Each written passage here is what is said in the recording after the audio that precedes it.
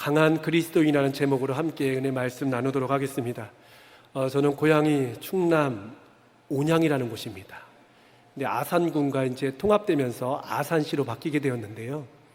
그 온양은 유명한 것이 두 가지가 있습니다. 하나는 온천입니다.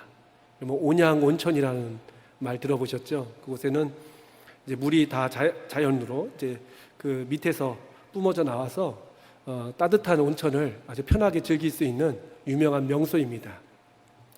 또 하나 유명한 것은 이제 바로 그 온양에 현충사라는 곳이 있습니다.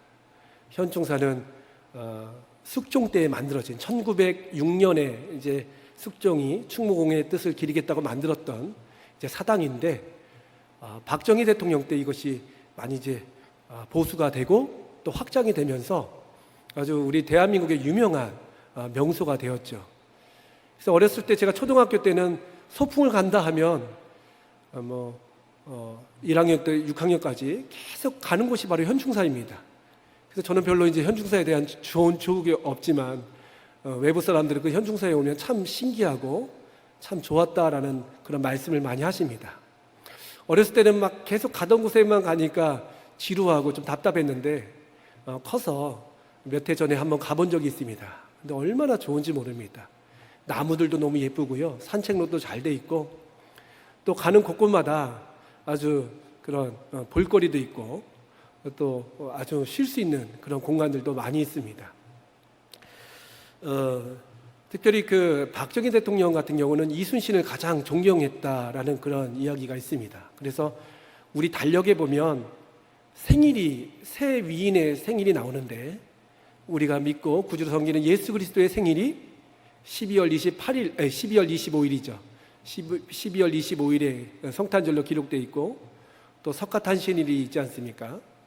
그리고 나서 또 한 명의 생일이 달력에 등장하는데 4월 28일에 보면 충무공 탄신일이라고 이렇게 달력에 기록되어 있었습니다. 최근에는 이제 없는 달력이 많은데 몇 해 전만 해도요, 그 달력에 충무공의 생일이 들어갈 만큼 우리 민족 가운데 이 충무공 이순신의 그런 어떤 업적이라든지 그분의 위상은 참 대단하다라는 생각을 갖게 됩니다. 아이들에게 있어서 가장 존경하는 인물이 누구냐? 두 명을 뽑으라 하면요, 세종대왕을 뽑는 아이들이 있고 그 다음에 이순신을 뽑는 그런 아이들이 많이 있죠. 사실 이순신 장군은 왕이 아니었지 않습니까? 그렇다고 뭐 대단한 그런 집안에서 태어난 것도 아닌데 이순신이 그렇게 존경을 받는 이유는요, 바로 임진왜란이 한참 진행 중이었던 그때에 우리나라를 구하기 위하여 참 애를 쓰고 우리나라 가운데 큰 그런 승리의 기쁨을 안겨준 장수이기 때문입니다. 그분이 여러 번의 그런 이제 해상에서의 전투를 치렀는데요, 가장 유명한 것이 바로 1597년에 있었던 명량해전, 또 명량대첩이라고 하죠. 그 전투가 아니었겠습니까? 일본 군들이 133척의 그 군함을 이끌고 이 조선 땅을 침략하러 오게 됩니다. 그 당시만 해도 우리나라 수군이 참 열악했기 때문에 그 일본의 그 적선을 대적할 만한 객관적인 전력이 없었습니다. 그렇지만 이순신은 12척의 배를 이끌고 가서 일본군 133척을 대항하였는데 놀랍게도 그 전투에서 우리가 승리하였다는 것이지요. 133척 가운데 31척의 적의 배를 침몰시켰고 수많은 사람을 희생시키고 물리쳤던 전투가 바로 명량해전이었습니다. 그런데 더 놀라운 것은 바로 뭐냐면요, 적들에게 그만한 피해를 입혔음에도 불구하고 우리의 피해는 거의 없었다는 것이지요. 우리는 그 12척의 배 중에서 한 척도 침몰하지 않았고 우리의 피해가 기록되어 있는데 단 2사람이 전사하였고 2사람이 부상을 당하였다는 것입니다. 참 놀랍지 않습니까? 여러분, 12대 133이라고 한번 생각해 보십시오. 12명의 사람과 133명의 사람과 대결을 하는데 그 중에 31명이 쓰러 넘어져 있고 우리는 한 명도 다치지 않았고 약간의 상처만 있다면 여러분 얼마나 큰 그런 승리겠습니까? 그래서 역사상 보면요, 완전 무결한 전투 사례로 뽑히는 것이 바로 이 명량대첩, 명량해전이라는 것입니다. 그때 이제 전쟁에 나갈 때에 그 유명한 말을 하지 않습니까? 이순신 장군이 그 수군들을 모아놓고 너희들이 필생즉사, 필사즉생, 천부연두, 족구천부라는 말을 합니다. 객관적으로는 얼마나 우리가 불리한 상황입니까? 그럼에도 아무리 불리한 위치에 있더라도 도망치지 말라. 도망치는 자는 죽을 것이요 죽고자 싸우는 자는 살 것이다 라는 유명한 말을 합니다. 다시 말해서 마음가짐에 따라서 전쟁의 승패가 좌우될 수 있다라는 그런 리더십이 아니겠습니까? 그래서 이 명량대첩, 이 명량해전의 중요한 그러한 승리의 원인을 세 가지로 뽑고 있는데, 한 가지는 전술의 승리, 이순신 장군의 탁월한 전술이 이제 정확하게 먹혀 들어갔던 것이고요. 또 하나는 우리 수군들의 정신력이었습니다. 그래, 죽고자 하는 마음으로 싸웠기 때문에 승리를 거뒀다라는 두 번째 요인이 있고, 세 번째는 이순신 장군의 리더십의 승리였다라고 얘기하는 사람들이 많이 있습니다. 적은 숫자임에도 불구하고 그 엄청난 대군들을 이길 수 있었던 것은 바로 개개인의 능력이 극대화가 됐기 때문이라는 것이죠. 이순신의 명량해전뿐만 아니라요, 역사상 말도 안 되는 전투 가운데 승리한 사례들이 많이 있습니다. 여러분, 테르모필레라는 전투 들어보셨습니까? 그 스파르타군과 페르시아 군대의 그 20만의 전투입니다. 페르시아군은요 20만의 강력한 군대를 이끌고 이제 헬라 쪽으로 오게 되는 것이죠. 그때의 스파르타 300용사를 중심으로 해서 그 20만을 대적하는데요, 누가 이겼을까요? 스파르타 300군이 이겼다는 것이죠. 참 대단한 전투 아니겠습니까? 게다가 중국 삼국지에 나오는 수많은 전투를 보셔도요, 사람이 많고 조조의 100만 대군을 이끌고 와도 지는 사례들이 많이 있었다는 것입니다. 역사가 즐거운 것은요, 재밌는 것은 알렉산더, 징기스칸, 나폴레옹들도 이길 수 없는 전투에서 이기는 놀라운 그런 기적을 만들었기 때문에 우리는 역사를 참 즐겁게 배우고 읽고 있다는 것입니다. 이러한 사례들을 보면 전투가 단지 수적인, 양적인 그런 기준, 그런 잣대에 의해서 결정되는 것이 아니라는 것이죠.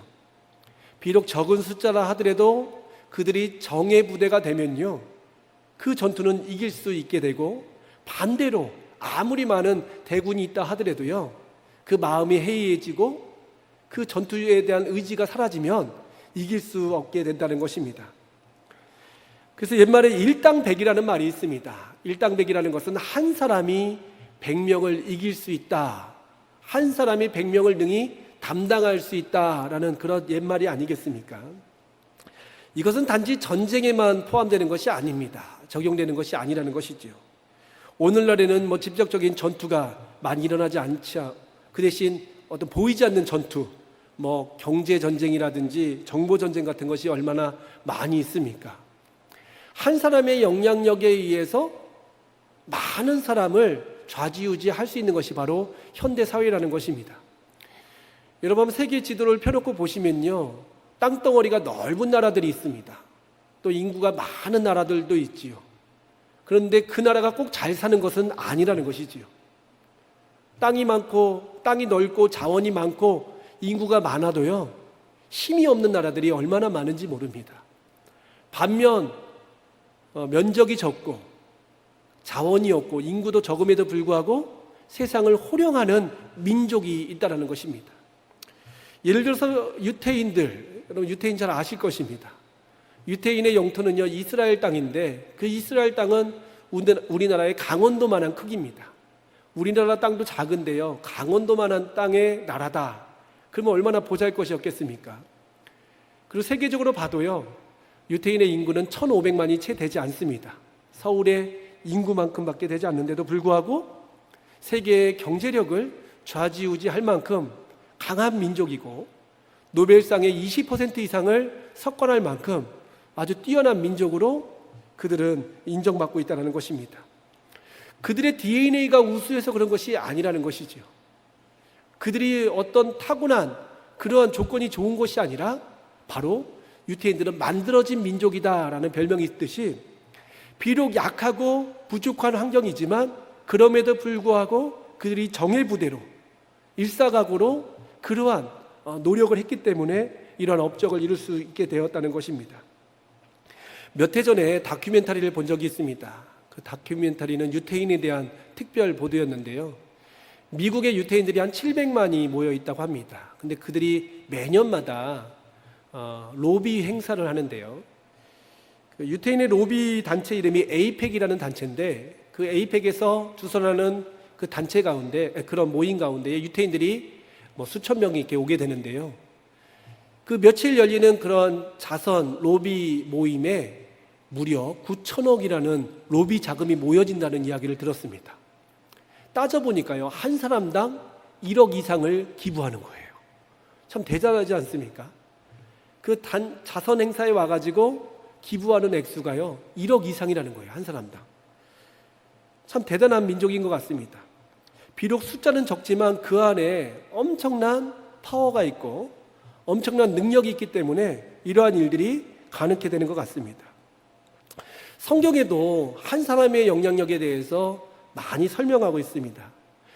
창세기 14장에 보면요, 아브라함이 등장하는데 아브라함의 조카였던 롯이 그 땅 주민에게 포로로 잡히게 됩니다. 그때 아브라함은 조카 롯을 구하기 위해서 집에서 훈련시킨 318명의 장정들을 데리고 엘람왕 그돌라오멜과 그 세 나라 연합군과 같이 싸우게 됩니다. 여러분, 318명이면 숫자가 많지 않죠. 그런데도 그 연합군을 무찌르고 자기 조카를 건져온 사건을 우리는 알 수 있습니다. 나신인이었던 삼손도 나귀턱별 하나를 가지고 블레셋 군대 1000명을 무찌른 사건이 사사기에 기록되어 있지 않습니까? 이렇듯 한 사람 한 사람의 영향력은 우리가 간과할 수 없을 만큼 무한한 능력이 있다는 것입니다. 그런데 성경에서는요, 이것이 우리의 이야기가 될 수도 있고 반대로 적군의 이야기도 될 수 있다는 것이죠. 오늘 우리가 읽었던 이사야 말씀에 30장과 60장에 이와 비슷한 내용이 있는데, 먼저 60장의 내용을 보면요, 60장 22절에 그 작은 자가 1000명을 이루겠고 그 약한 자가 강국을 이룰 것이다 라는 말씀이 있습니다. 하나님의 택함 받은 한 사람이 1000명을 이루겠다는 거예요. 그리고 약한 자들이 강한 민족을 이루겠다라는 하나님의 놀라운 축복의 메시지가 60장에 기록되어 있습니다. 근데 반대로 30장 17절 말씀에 보니까요, 한 사람이 꾸짖은 즉 1000사람이 도망하겠고 5이 꾸짖은 즉 너희가 다 도망하리라 라는 말씀이 기록되어 있다는 것이죠. 우리가 강하면 한 사람이지만 능히 넉넉히 많은 사람을 대적할 수 있지만, 반대로 우리가 약해지면요, 우리가 아무리 숫자가 많고 우리의 어떤 외적인 모습이 커 보여도 그 적군 한 사람에게 쓰러질 수 있다라는 말씀이라는 것이죠. 그런데 중요한 것은 바로 뭐냐면요, 우리의 양이 중요한 것이 아니라 우리의 수가 중요한 것이 아니라 나 한 사람 한 사람이 강한 용사, 강한 그리스도인으로 바로 서는 것이 중요하다는 것입니다. 그래서 오늘 말씀의 제목을 강한 그리스도인이다라고 정해봤습니다. 요즘이 참 얼마나 우리가 힘이 빠지는 일이 많습니까? 여러분, 요즘에 기도 제목이 참 많지요. 어떤 이 나라 이민족에 대한 문제, 또 우리 가정에 대한 문제, 우리 주변에 있는 많은 문제들이 우리 가운데 첩첩산중 쌓이고 있는 것을 바라보게 됩니다. 근데 그때 우리가 기도하는 제목들은 사실 너무나 소극적인 기도를 많이 한다는 것이죠. 그것은 바로 뭐냐면 문제를 사라지게 해 주시옵소서라는 기도를 많이 한다는 것입니다. 이런 문제도 해결되고 저런 문제도 해결되고 또 다른 문제도 해결되게 해달라라고 하나님께 기도를 합니다. 물론 그 기도도 아름다운 기도지만 오늘 말씀의 주제에 따라서 우리가 생각해 본다면 그 문제가 해결되기 이전에 내가 먼저 강한 그리스도인으로 문제를 감당할 수 있는 힘이 필요하다는 것입니다. 성경에 보면 젖을 먹는 아이가 있고 단단한 음식을 삼키는 그 장성한 사람이 있다라고 표현하고 있습니다. 여러분, 젖을 먹을 때는 얼마나 편합니까? 그냥 씹지 않고 삼키면 다 넘어가지 않습니까? 만약에 그 아이한테 조금 질기거나 단단한 음식을 주면요, 그 아이는 아마 먹지 못하고 엄마한테 부탁을 할 것입니다. 엄마, 나 이거 먹기 싫어, 맛없어, 씻기 힘들어, 이거를 치워줘 라는 그런 요청을 하게 될 것입니다. 근데 어머니 입장은 알죠. 젖만 먹어서는 결코 건강하고 장성하게 자랄 수 없다는 것입니다. 단단한 음식을 먹기 시작해야 되겠고, 또 힘들고 어렵지만 씹는 훈련을 해야 된다는 것이죠. 그렇듯이 우리가 강한 그리스도인이 되는 것이 참 중요합니다. 산이 하나 없어졌다고 해서 앞으로 산이 안 나타나는 것이 아니라, 우리의 인생길에는 언제든지 산이 놓여져 있고 바다가 놓여져 있고 폭풍이 찾아오게 된다는 것입니다. 우리 앞에 산이 없어지고 바다가 갈라지고 폭풍이 사라지는 것, 물론 하나님의 축복과 은혜일 수 있지만요, 더 중요한 것은 바로 뭐냐면, 산을 넘어갈 수 있는 힘이 필요하고 바다가 갈라질 수 있도록 하나님께 기도하는 것이 필요하고, 폭풍 위를 걸으셨던, 바다 위를 걸으셨던 주님처럼 우리도 폭풍과 바다 가운데에 믿음을 통하여 담대히 이길 수 있는 힘이 필요하다는 것입니다. 제가 제주에 와가지고 놀라운 몇 가지가 있는데요, 이 제주는 바퀴벌레가 참 크더라고요. 저는 그 바퀴벌레를 처음 봤을 때 사슴벌레인 줄 알았습니다. 바퀴벌레가 얼마나 큰지. 육지에는 바퀴벌레가 커도 그 새끼손가락 한 반밖에 안 되는데, 우리 제주 바퀴벌레는 먹을 것이 좋아서 그런지 몰라도 엄지손가락만한 바퀴벌레가 저희 집에도 자주 출몰하곤 합니다. 근데 바퀴벌레가 나타나면요, 기겁하는 사람이 둘이 있는데 바로 저희 아내하고 큰딸입니다.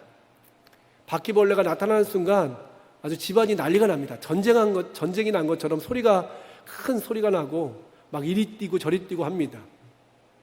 사실 바퀴벌레가 아무리 커 보인들, 큰 게 나타난들 우리의 힘으로 얼마든지 제압할 수 있는데요, 그 바퀴벌레에 대한 공포가 있기 때문에 그 바퀴벌레를 잡을 수도 없고 보는 것 자체만 해도 두려움을 느낀다는 것이죠. 근데 저는 바퀴벌레를 잘 안 무서워합니다.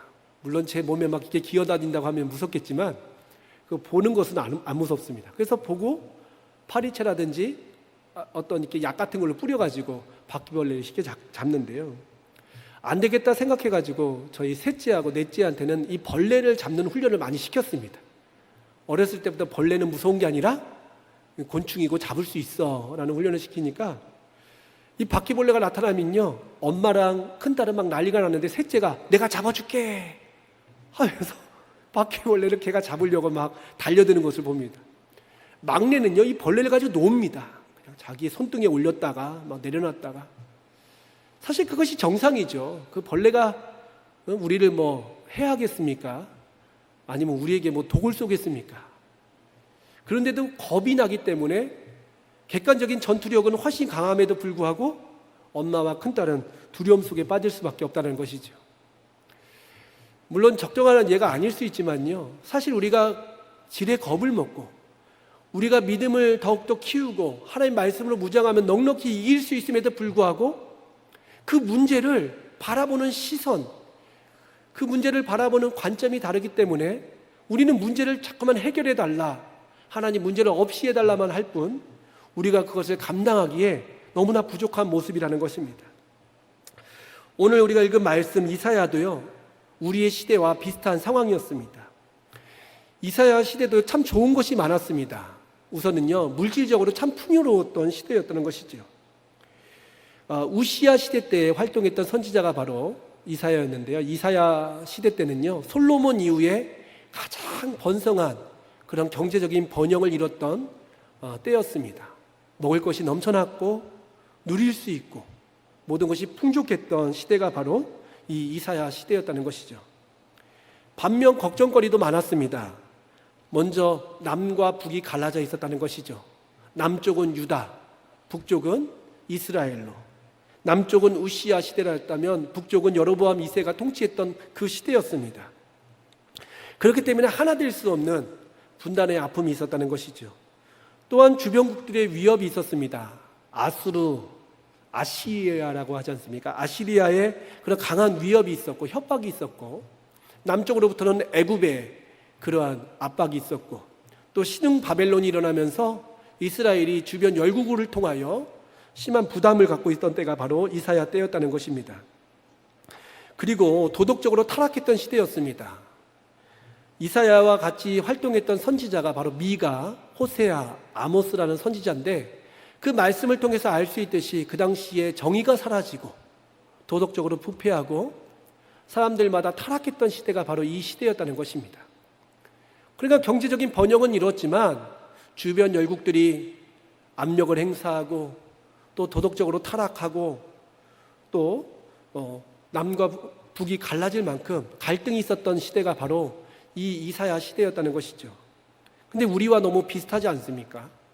오늘 우리가 살고 있는 2020년 이 시대를 한번 여러분 생각해 보십시오. 우리나라 경제력이 작년 기준으로 세계 몇인지 아십니까? 10이라고 합니다.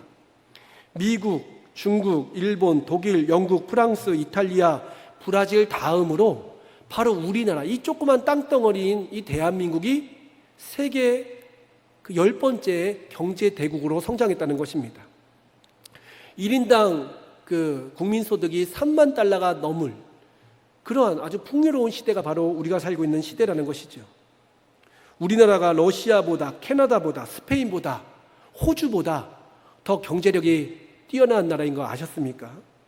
이렇게 대단하게 풍요로운 위대한 나라임에도 불구하고 세계 유일의 분단 국가입니다.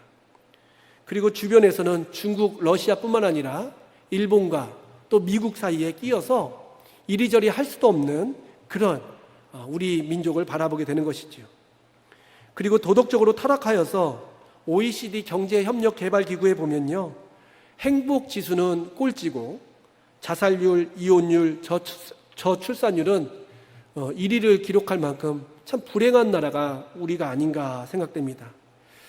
최근에는 코로나가 이렇게 퍼지면서 모든 사람들 마음 가운데 더 큰 상실감 또 두려움이 있는 것이 우리의 모습입니다.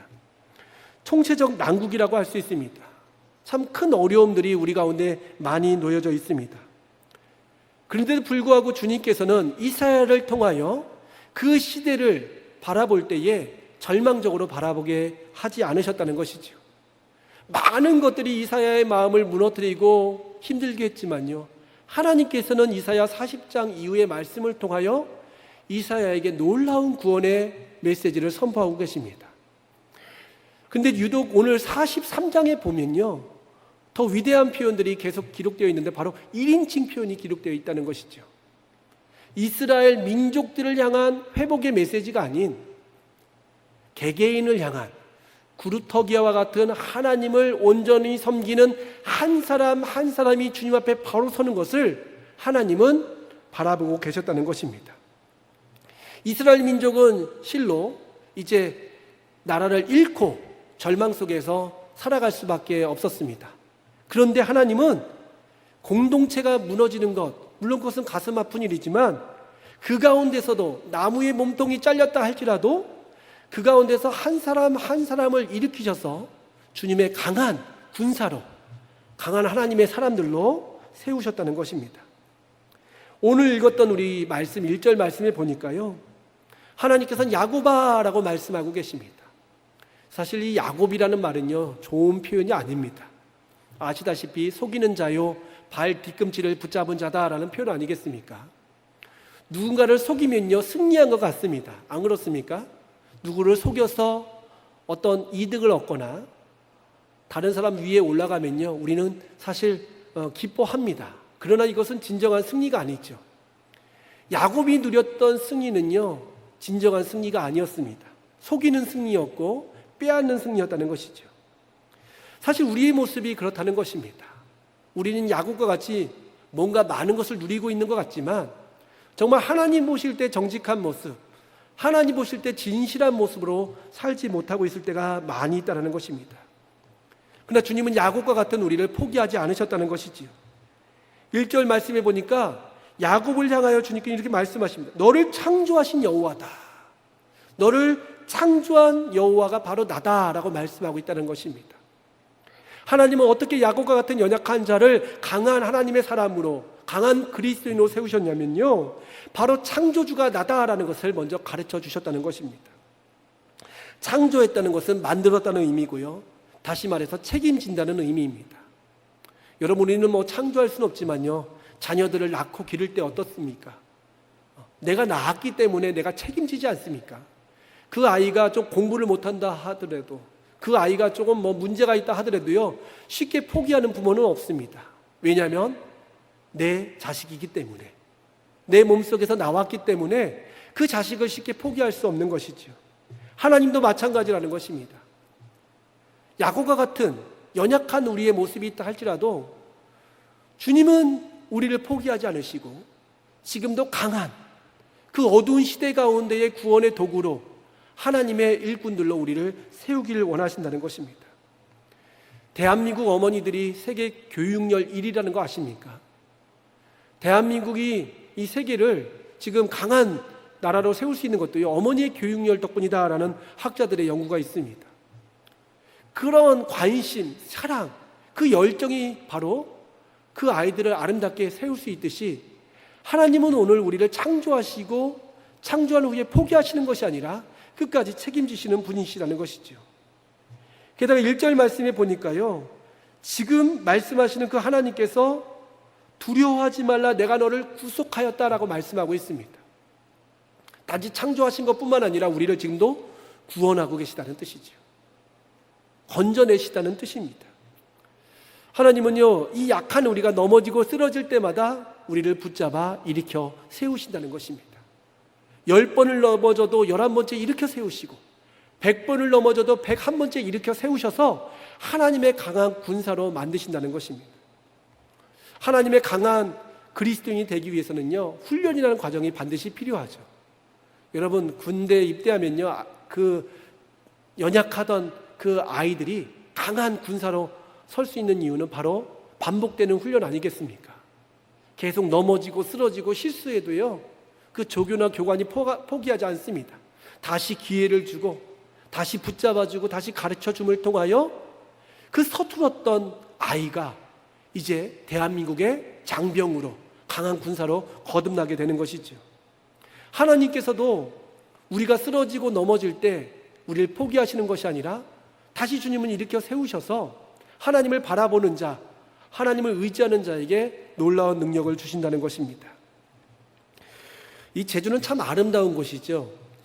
근데 이 제주에서요, 1년에 한 번씩 진행되는 행사가 있습니다. 바로 철인 3종 경기라는 스포츠인데요. 이 철인 3종 경기를 영어로 이제 트라이애슬론이라고 하는데요. 세 종목을 이 선수들이 수행하게 됩니다. 첫 번째는요, 바다에 가서 수영을 합니다. 수영. 여러분, 바다에서 수영을 하는 것이 얼마나 힘들겠습니까? 파도가 치고 또 얼마나 깊습니까? 빠지면 큰일 나지 않습니까? 그런데도 이 트라이애슬론 선수들은요, 시작과 동시에 바다에 뛰어들어가서 3.8km의 거리를 수영한다고 합니다. 3.8km면요, 얼마나 멉니까? 10리길 아닙니까? 그 수영을 하게 됩니다. 그리고 나와서요, 자전거를 타는데 이 사이클을 180km를 달린다고 하고, 그리고 180km를 마치고 나서요, 또 이제 뜀박질 달리기를 하는데 42.195를 달리는 것이죠. 그래서 선수들 같은 경우는 시작과 끝나는 그 시간을 계산해 보니까 한 9시간 정도 수영하고 자전거 타고 달리기를 한다고 하지요. 근데 경기를 진행하다 보면요, 다리에 쥐가 나는 사람들도 있고 탈진해서 넘어지는 사람들도 있고 또 다치는 사람들이 무수히 많이 있는 것이죠.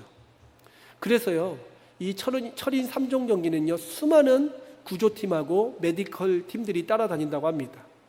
그래서 수영하다가 쥐가 나면요, 그 사람을 건져내고, 자전거 타다가 또 넘어지면요, 그 사람을 치료하고, 달리다가 탈진되면 또 이온 음료라든지 수액을 보충해주고, 이러한 서포터들이 많기 때문에 그 경기가 치러질 수 있는 것이죠. 그것이 바로 우리 하나님께서 우리에게 보여주시는 모습과 비슷하다는 것입니다. 여러분, 달리다 보면 우리가 넘어질 수 있지 않습니까?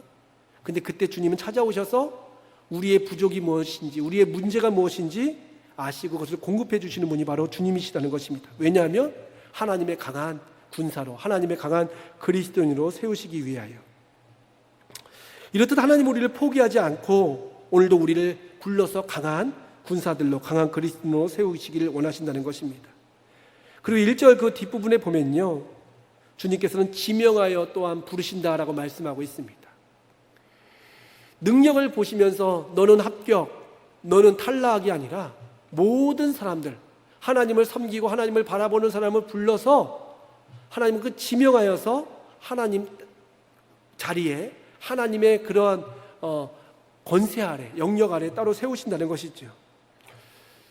하나님은 책임져 주시는 것입니다. 하나님께서 아름다운 모습으로 우리를 변화시켜 주신다는 축복의 말씀이 아니겠습니까?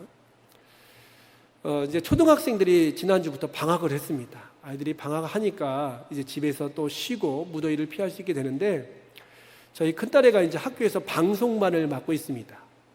방송반 이제 뭐 엔지니어라고 하더라고요. 그래서 저는 속으로 웃긴다 그렇게 생각했는데, 그 아이가 학교에서 뭐 이제 영상을 제작한대요.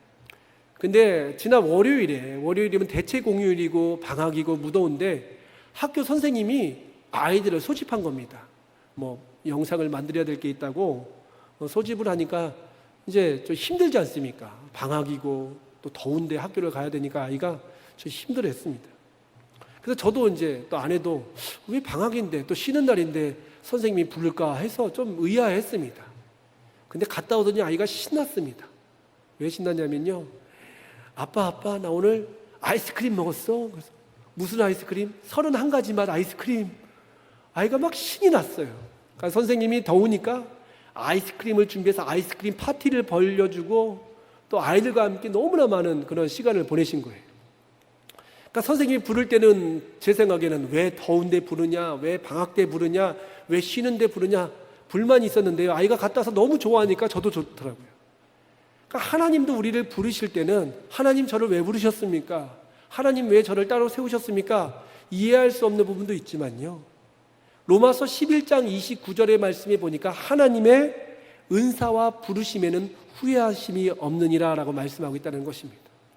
하나님은 우리를 불러서 그냥 우리로 하여금 손해보게 하시는 분이 아니라 우리를 하나님의 강한 군사로 이 시대 가운데 꼭 필요한 일꾼으로 세우시기 위하여 지금 저와 여러분을 부르고 계시다는 것입니다.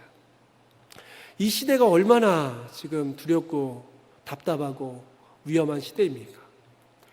우리들도 이 시대를 바라보면서 하나님 이 시대를 좀 해결해 주십시오, 하나님 이 문제를 좀 해결해 주십시오, 물론 그 기도 정말 필요하지만요, 하나님께서는 우리를 보배롭고 존귀한 존재, 다시 말해서 100사람과도 바꾸지 않을 만큼, 오늘 보니까 스바와 구스와 애굽을 속량물로 대신으로 주었다는 말은 뭐냐면요, 너희 한 사람과 세상 사람 10,000,000명과도 바꾸지 않겠다라는 말입니다.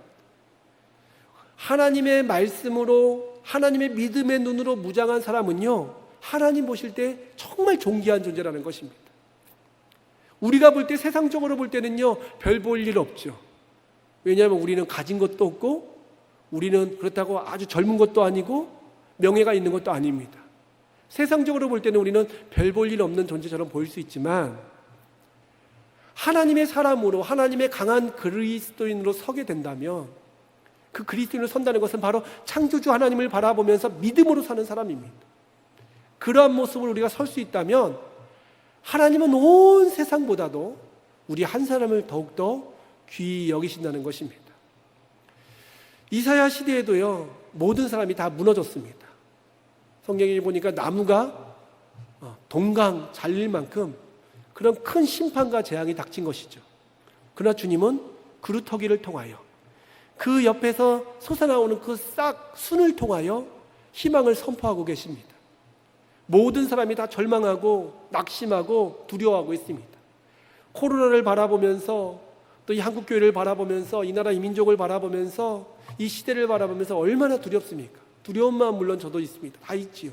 그러나 두려움으로 끝나는 것이 아니라 우리가 하나님의 말씀으로 무장한, 믿음의 눈으로 무장한 여호수아와 갈렙처럼 모든 사람은 다 절망하고 있지만 그럼에도 불구하고 저들은 위의 밥이라, 이 땅을 하나님께서 우리에게 주셨다라는 믿음의 눈으로 시대를 바라봄을 통하여 하나님께서 이루시는 새로운 구원 역사에 동참하시고, 그 구원의 역사 가운데에 하나님의 승리의 계가를 부를 수 있는 복된 은혜가 있으시기를 주님의 이름으로 축복합니다. 다 같이 시간 우리 말씀을 생각하면서 합심으로 기도하기를 원합니다. 하나님, 태산 같은 문제가 있습니다. 우리를 두렵게 하는 폭풍이 있고 또 파도가 있고 산들이 놓여져 있습니다. 그 가운데 우리가 절망하는 것이 아니라, 그 가운데 이 산을 바라보면서 주저앉은 것이 아니라, 하나님, 이 산을 넘을 수 있는 하나님의 능력을 저에게 부어주시옵소서. 여호와를 앙망하는 자에게 새 힘을 주신다고 하셨사오니 그 새 힘을 통하여 이 산을 넘고 바다를 갈라지게 하고 폭풍 위라고 할지라도 주님이 부르시면 그 폭풍을 뚫고 나갈 수 있는 믿음의 사람들로 거듭날 수 있게 해달라고, 우리 믿는 자들이 기도원의 300용사와 같이 하나님의 군대로 거듭날 수 있는 강한 그리스도인이 될 수 있도록 함께 해달라고 우리 합심으로 기도하도록 하겠습니다.